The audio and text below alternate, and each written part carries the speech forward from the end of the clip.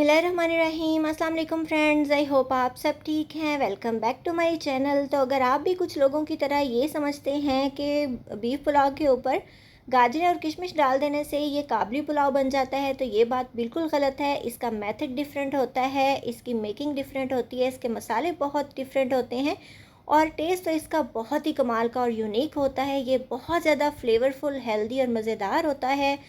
आप इसकी look check कर सकते हैं कि हमारा माशाल्लाह से अफ़गानी काबली पुलाव कितना ज़्यादा टेस्टी और मज़ेदार बनता है। और जो रेसिपी आज मैं आपके साथ शेयर करी हूँ ना, ये एक पठान बाजी की है यानी ये बिल्कुल अफ़गानी काबली पुलाव की ऑथेंटिक रेसिपी है। तो आपने वीडियो को बिल्कुल भी स्किप नहीं करना, एंड तक वॉच कीजिएगा। तो चलें स्टार्ट कर लेते हैं। बिस्मिल्लाहिर्रहमानिर्रहीम। यहाँ पे जी मेरे पास तकरीबन 1.5 किलो जितना बीफ है, या 1.5 किलो से थोड़ा सा कम था, लेकिन 1 किलो से ज़्यादा था। अच्छा, इसको जितना ज़्यादा ऐड करेंगे ना, उतना ही ज़्यादा टेस्टी आपका पुलाव बनेगा। और आप देख सकते हो मेरे पास बड़ी बड़ी बोटियाँ हैं बीफ की, और मैंने साथ कुछ चर्बी भी ऐड की है, कुछ इसमें हड्डियाँ भी हैं, क्योंकि हड्डियाँ और चर्बी जो है ना, वो आपके पुलाव को बहुत ही डिफरेंट और यूनिक सा टेस्ट देते हैं। और आप सभी जानते हैं कि पठान लोग ये बहुत शौक से भी खाते हैं। अच्छा जी, इसको वॉश करके रख लेंगे। उसके बाद मैंने यहाँ पे लिए हैं तकरीबन 2 मीडियम साइज़ के प्याज, और उनको मैंने चॉप कर लिया है। और हाफ़ कप मैं इसके अंदर घी ऐड करूँगी। आपने जो है ना, ये घी बहुत ज़्यादा ऐड नहीं करना, क्योंकि हमने इसमें चर्बी भी ऐड की है। अगर आप चर्बी वाला गोश्त नहीं ले रहे तो फिर थोड़ा सा और बढ़ा सकते हैं, इसको तकरीबन पौना कप ले सकते हैं। मतलब ये आपके बीफ की क्वालिटी पे डिपेंड करता है कि कैसी है। और मुझे बीफ पुलाव जो है ना, वो चर्बी के साथ बहुत ही ज़्यादा मज़ेदार लगता है, तो इसलिए मैं इसको यूज़ कर रही हूँ। इसके बाद जी हमने इसको भूना स्टार्ट कर देना है। प्याज को हमने गोल्डन सा कलर देना है, ना तो बहुत ज़्यादा डार्क ब्राउन करेंगे, ना ही बिल्कुल वाइट रखेंगे। तो तब तक हमने इसको फ्राई करते रहना है। और आप जो भी चीज़ यूज़ करें ना, बीफ यूज़ करें, चावल यूज़ करें, जितनी अच्छी क्वालिटी के लेंगे, जितना अच्छा साफ़ सुथरा सा मीट होगा ना, उतनी ही अच्छी आपकी मज़ेदार सी डिश बनेगी। तो ये आप देख सकते हो प्याज़ों में गोल्डन ब्राउन सा कलर आना स्टार्ट हो गया है। बहुत तेज़ इसका कलर हम नहीं निकालेंगे। आंच जो है ना, ये मीडियम होनी चाहिए, वरना प्याज जल्दी जल्दी से ब्लैक होने लग जाता है और डिश का कलर भी ख़राब हो जाता है और टेस्ट भी कड़वा सा आने लग जाता है। तो इन चीज़ों का आपने ख्याल रखना है। साथ साथ इसको हिलाते ज़रूर रहा करें, ताकि चीज़ जो है ना, वो ओवर कुक ना हो जाए। अच्छा जी, जब प्याज इस तरह का गोल्डन ब्राउन सा हो जाएगा, तो हमने क्या करना है, इसके अंदर गोश्त ऐड कर देना है। ये मैंने पूरी रात के लिए बास्केट में रख दिया था धो के, ताकि एक्स्ट्रा पानी, खून वगैरह सारा कुछ ड्रेन हो जाए। ये बिल्कुल साफ़ सुथरा सा मीट है, इसके अंदर कुछ भी नहीं है। जब आप इसको अच्छे तरीके से वॉश नहीं करते ना गोश्त को, तो उसमें स्मेल रह जाती है। मतलब आपने मेक श्योर करना है कि इसमें खून, पानी वगैरह कुछ ना हो। बेहतर तो यही है कि आप सिरके वाले पानी में डिप करके रखो और बाद में धो लो 1 घंटे के बाद। तो हर तरह का मीट जो है ना, उसमें से स्मेल भी ख़त्म हो जाती है, और वो खून वगैरह बिल्कुल ब्लड साफ़ हो जाता है। अच्छा जी, इसको ऐड करने के बाद आपने अच्छे तरीके से इसको भून लेना है, और इतने अच्छे तरीके से भूनना है कि जो मीट की बोटियाँ हैं ना, वो अच्छे तरीके से श्रिंक हो जाएँ और इसका कलर भी चेंज हो जाए। तकरीबन गोल्डन सा इसका कलर जो है ना, वो हो जाना चाहिए। इसको हम भूनते रहेंगे अच्छे तरीके से। ये जो चर्बी आप देख रहे हो ना, ये साथ साथ पिघलती रहेगी, और ये मज़ीद इसमें फ़ैट थोड़ा सा रिलीज़ करेगी, इसलिए हमने घी कम डाला था। अच्छा जी, नमक भी हम यहीं पे डाल देंगे, ताकि जो मीट के पीसेस हैं ना, वो बिल्कुल फीके फीके से ना बने, बड़ा अच्छा सा नमकीन सा टेस्ट आ जाए इसके अंदर। मैंने तकरीबन 1 टेबल स्पून नमक डाला है। अगर ज़रूरत होगी तो हम बाद में ऐड करेंगे, लेकिन अभी हम इतना ही ऐड करेंगे। और ये बिल्कुल ऑथेंटिक रेसिपी है अफ़गानी काबली पुलाव की। इसमें बहुत ज़्यादा तेज़ मिर्च मसाले बिल्कुल भी नहीं जाएंगे। 1 टेबलस्पून भर के लहसुन अदरक का पेस्ट मैंने ऐड कर दिया, मतलब काफ़ी भरा हुआ था, तो तकरीबन 1.5 टेबलस्पून जितना ये बनता है। और उसके बाद जी जो लहसुन अदरक का पेस्ट वाला बर्तन था ना, उसमें भी 2-3 चम्मच जितना पानी डाल के मैंने डाल दिया इसके अंदर, ताकि वो वेस्ट ना हो जाए। तो इसको हमने इसके साथ भून लेना है। अच्छा, कुछ लोग जो प्योर पुराने अफ़गान थे ना, वो तो इसमें लहसुन अदरक कुछ भी नहीं डालते थे। तो अब चूँकि थोड़ा सा इशू होता है स्मेल वगैरह का, लोगों को वहम हो जाता है, तो इसलिए ये यहाँ डाल के मैं भून रही हूँ। तो अब लोग मोस्टली इसको डालना शुरू हो गए हैं। ये आप देख सकते हो कलर कितना अच्छा सा चेंज होता जा रहा है, मीट का हल्का हल्का सा पानी भी रिलीज़ हो रहा है। अच्छा, आपने यहाँ पे मेक श्योर करना है कि आँच आपकी हल्की नहीं होनी चाहिए। आँच हल्की होगी ना, तो गोश्त ढेर सारा पानी छोड़ देता है। और ये आप देख रहे हो पीसेस काफ़ी बड़े बड़े हैं बीफ के। और वो लोग तो जो है ना, वो बड़ी बड़ी क्वांटिटी में पकाते हैं ये बीफ पुलाव, तो उसकी बहुत बड़े बड़े पीसेस होते हैं। तो ये आप देख सकते हो हड्डी भी माशाल्लाह काफ़ी बड़ी है। तो इन्हीं हड्डियों से बहुत ही मज़ेदार सी यखनी निकलती है, तो ये आपने ज़रूर ऐड करनी है।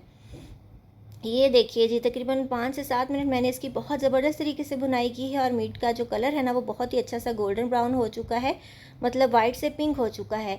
अब हम इसको क्या करेंगे, कुकर के अंदर ट्रांसफ़र कर लेंगे। और उसके बाद डाल देंगे इसमें पानी, ढेर सारा पानी। मतलब अगर आप 1 किलो जितने राइस ऐड कर रहे हो तो आप 2 लीटर पानी ऐड करेंगे, यानी चावलों से डबल पानी ऐड करोगे। तो मैंने तकरीबन 1.5 किलो मीट में 3 पाव जितने चावल ऐड किए थे, तो 1 लीटर पानी ऐड किया था क्योंकि थोड़ा सा ड्राई भी हो जाएगा।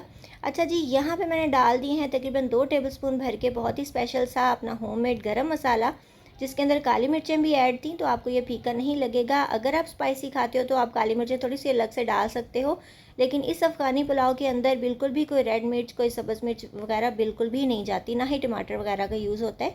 तो बस हमने इसको प्रेशर कुक करना है 25 से 30 मिनट तक, इसको बहुत ज़बरदस्त तरीके से गलाना है।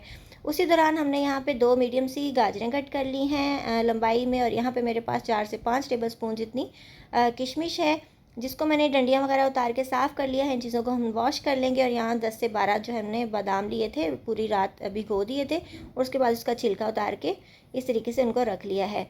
तो जब तक हमारा मीट गल रहा है, हमने क्या करना है, यहाँ पे फ्राइंग पैन में थोड़ा सा घी ऐड करेंगे, तकरीबन 1 टेबलस्पून जितना काफ़ी होगा, क्योंकि चावलों के अंदर ऑलरेडी हमने घी ऐड किया हुआ है, और तो इतना ज़्यादा हमें ऑयली नहीं चाहिए।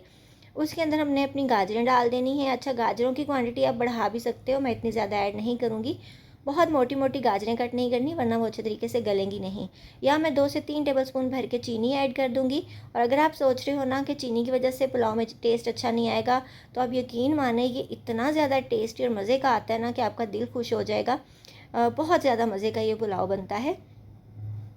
अच्छा जी, 2 से 3 टेबलस्पून हम डाल देंगे चीनी के यहाँ पे। और यहाँ पे फ्लेम जो है ना वो मीडियम था, तो चीनी साथ साथ मेल्ट होती रहेगी, कैरमलाइज़ होती रहेगी। हमने इसको हिलाना स्टार्ट कर देना है। और गाजरें चूँकि आपको पता है आजकल जो है ना वो इस तरह की आती हैं, ऑरेंज कलर की। सर्दियाँ हो तो बहुत ही ज़बरदस्त सी रेड कलर की गाजरें आती हैं। बहुत मोटी गाजरें कट नहीं कीजिएगा, वरना वो बहुत ही हार्ड रह जाती हैं और चीनी की वजह से और ज़्यादा वो अकड़ जाती हैं। तो ऐसा नहीं करना, आपने जो है ना गाजरों को अच्छा सा सॉफ़्ट करना है। बहुत भी ज़्यादा सॉफ़्ट नहीं कर देनी, लेकिन अच्छे इनको गल जाना चाहिए। अच्छा जी, चीनी मेल्ट हो जाएगी तो 2-3 चम्मच जितना पानी ऐड कर देंगे, और फिर दोबारा से मिक्स कर देंगे, क्योंकि हमने गाजरों को गलाना भी है, इनको कच्चा नहीं रखना हमने। और ये लास्ट में जाती हैं तो इनको बहुत ज़्यादा टाइम नहीं मिलता चावलों के साथ पकने के लिए, तो आपने इसी स्टेज पे इसको गला लेना है। अच्छा जी, इसको कवर कर देंगे और पकने के लिए छोड़ देंगे। तकरीबन 3 से 4 मिनट में ये अच्छे तरीके से गल जाती हैं। ये आप देखिए, गाजरें माशाल्लाह से हमारी गल चुकी हैं, जैसे कि आप देखने में ही अंदाज़ा कर सकते हो कि ये थोड़ी थोड़ी सी श्रिंक हो गई हैं। तो जो पानी हमने डाला था वो भी ड्राई हो चुका है। अब हम क्या करेंगे, इसके अंदर अपनी जो किशमिश है ना वो ऐड कर देंगे, जो कि हमने वॉश करके रखी हुई थी। किशमिश को अच्छे तरीके से साफ़ करके डालिएगा, क्योंकि इसमें डस्ट वगैरह होती है। तो इसको डालने के बाद जो है ना हमने दोबारा से मिक्स कर लेना है, और 2 से 3 मिनट तक इसको हमने सौते करना है। बहुत ज़्यादा इसको पकाएंगे नहीं, क्योंकि किशमिश जो है ना वो ज़्यादा पकाने से एक तो फूल जाएगी, कलर डार्क हो जाएगा, और फिर टूटने लग जाएगी सॉफ्ट होके, और फिर इसकी मिठास जो है वो भी चावलों में आती है। तो इसलिए आपने इसको मतलब मैश नहीं होने देना।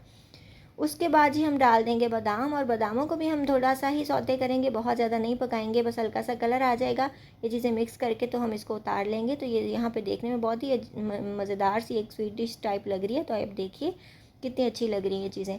अच्छा जी, ये हमारी गाजरें, किशमिश और बादाम भी तैयार हो चुके हैं टॉपिंग के लिए।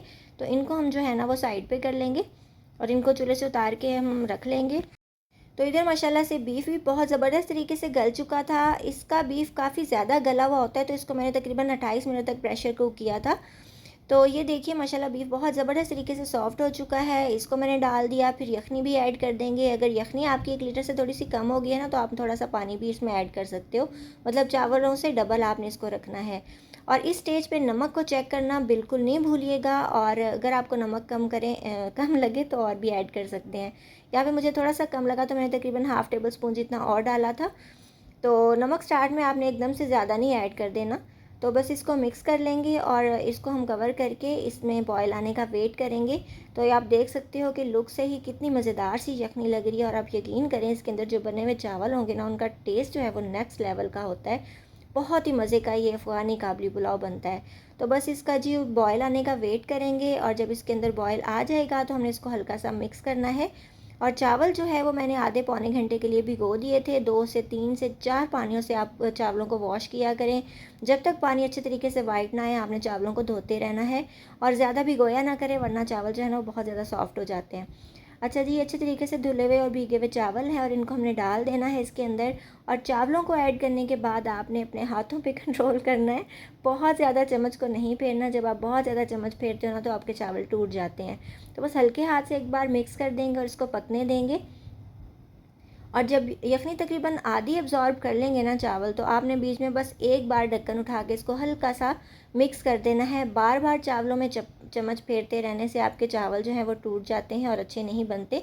तो ये मैं पुलाव की हर रेसिपी में आपको बताती हूँ कि चावलों को डालने के बाद आपने बिल्कुल छेड़छाड़ नहीं करनी, वरना वो माइंड कर जाते हैं। अच्छा जी, बस एक बार हल्के हाथ से चावलों को हिला देंगे, ऊपर नीचे वाले चावल मिक्स कर देंगे। यखनी आप देख सकते हो आधी जो है ये एब्ज़ॉर्ब कर चुके हैं और बाकी थोड़ी सी बची है। तो आपने दम की स्टेज पे लगाना है। ये वाली जो स्टेज होती है ना, यहाँ पे आपने दम लगाना होता है। जब आपको ये सुराख सुराख से और बुलबुले से बनना स्टार्ट हो जाए, नज़र आने लग जाए ना, इस स्टेज पे आपने दम लगाना होता है, जब पानी मतलब थोड़ा सा रह जाए। और इसको हम दम दे देंगे। आप कपड़े से भी लगा सकते हो और ऐसे भी लगा सकते हो। तो बस आपने 10 मिनट इसको दम देना है, बहुत ज़्यादा दम नहीं देना। और जब 10 मिनट के बाद आप दम खोलोगे ना, आप सोच रहे होगे कि इसने अभी तक गाजरें क्यों ऐड नहीं की। तो मैं गाजरें यहाँ पे स्टेज पे ऐड करूँगी। मतलब बहुत ज़्यादा आपने इसको गाजरों को डाल के पकाना नहीं है, क्योंकि ऑलरेडी ये कुक्ड हैं। बस आपने अच्छा, फ्लेम मैंने यहाँ पे बंद कर दिया था क्योंकि अभी स्टीम है इसके अंदर। तो मैं बस 2 से 3 मिनट दोबारा इसको कवर कर दूँगी। और आपने भी इसी तरीके से करना है, बहुत देर इसको नहीं पकाना, वरना चावल जो है ना वो आपके ओवर कुक हो जाते हैं। बस जी, हमने 2 से 3 मिनट इसका ढक्कन बंद कर दिया था और दोबारा से इसको खोलेंगे और माशाल्लाह ज़बरदस्त मज़ेदार फ्लेवरफुल यखनी से भरपूर। और मैं इसकी क्या तारीफ़ करूँ, मुझे समझ नहीं आ रही। बस आप बनाओगे ना तो आपको इंशाल्लाह आपका दिल खुश हो जाएगा। बस इसको डिश आउट करेंगे। तो थोड़ी सी गाजरें, बादाम और किशमिश मैंने बचा ली थी टॉपिंग के लिए, क्योंकि जब तक इसके ऊपर ये ना हो तो पता कैसे चलेगा कि हमने काबली पुलाव बनाया है। तो ये रही जी फाइनल लुक हमारे बहुत ही ज़्यादा मज़ेदार, डिलीशियस, सॉफ्ट और जूसी से अफ़गानी काबली पुलाव की। आप देख सकते हो माशाल्लाह ये बहुत ही ज़्यादा डिलीशियस और मज़ेदार बने हैं। और कम मसालों के साथ इनका जो टेस्ट है ना वो नेक्स्ट लेवल का होता है। आप एक बार ज़रूर बनाइएगा इस तरीके से। इंशाल्लाह ये रेसिपी आपको और आपकी फ़ैमिली को बहुत ज़्यादा पसंद आएगी। और अभी मैं आपको मीट का एक पीस भी तोड़ के दिखाऊंगी कि ये कितना ज़्यादा सॉफ्ट है। और इसके जो राइस होते हैं ना वो भी फुल ऑफ यखनी के फ्लेवर से भरपूर होते हैं, मतलब बहुत ही ज़्यादा डिलीशियस बनते हैं। अब मेरे पास वर्ड्स नहीं है, आप बनाओगे तो आपको इंशाल्लाह खुद ही आइडिया हो जाएगा। तो आप इसके लुक से भी आइडिया कर सकते हो। कलर इसका जो है ना ये इस तरह का बिल्कुल परफेक्ट सा है, ना तो बहुत ज़्यादा डार्क है और ना ही बहुत ज़्यादा लाइट है। तो ये देखिए माशाल्लाह बीफ का जो पीस है ना ये इस कदर नरम है कि हाथ लगाने से ये टूट रहा है। और आपने भी इसी तरह बनाना है, तभी इसका जो असल टेस्ट है ना वो निकल के आता है। तो आई होप फ्रेंड्स आपको आज की ये मज़ेदार सी अफ़गानी काबली पुलाव की रेसिपी अच्छी लगी होगी। इसके अलावा भी आपको मेरे चैनल पे हर तरह की नॉन वेज और वेज रेसिपीज़ मिल जाएंगी, जिसमें बनू पुलाव है, काबली पुलाव है, बीफ यखनी पुलाव है और मलंग जान बीफ बनू पुलाव है। बिरयानी की ढेर सारी रेसिपीज़ हैं जो कि इतनी ज़्यादा इजी हैं कि उनको कोई भी बना सकता है। मतलब बहुत ही इजी और मज़ेदार सी रेसिपीज़ मैं आपके साथ शेयर करती हूँ। तो आपने क्या करना है, जल्दी से मेरे चैनल को सब्सक्राइब कर लेना है और साथ ही बेल आइकन ज़रूर प्रेस कर लिया करें, ताकि मेरे फ्यूचर में आने वाली तमाम वीडियोज़ के नोटिफिकेशंस आपसे मिस ना हो। अपना बहुत सा ख्याल रखिएगा, मुझे दुआ में याद रखिएगा। मिलेंगे इंशाल्लाह नेक्स्ट वीडियो में किसी बहुत ही ज़्यादा इजी, टेस्टी और डिलीशियस सी रेसिपी के साथ। So till then take care, good bye, अल्लाह हाफिज़।